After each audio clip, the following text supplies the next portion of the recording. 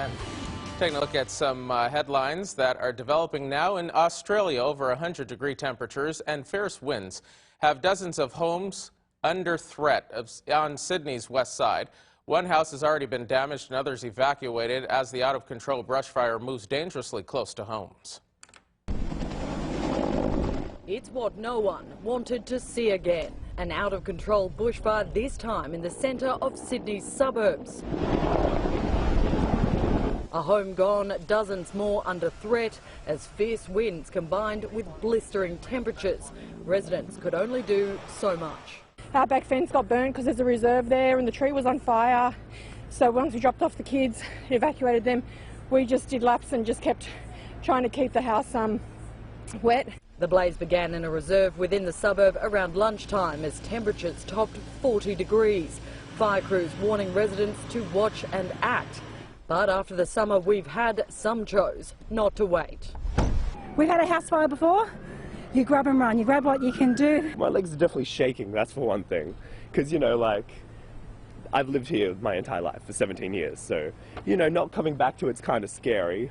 It was the second out-of-control fire to threaten homes within hours as the temperature surged. A grass fire in Prospect took 12 crews to get under control.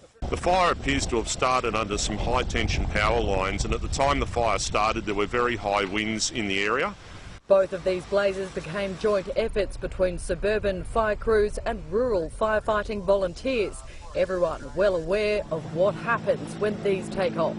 At the moment we're using basically overwhelming force. As soon as we get a fire call, we're sending everything we can to it.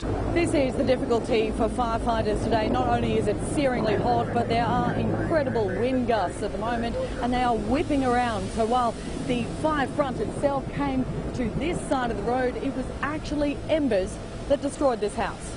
It's an ominous start to the fire season, our first day with a fire danger rating not seen since last summer and proving just as dangerous. The reality is 90% of the state is still untouched by bushfire.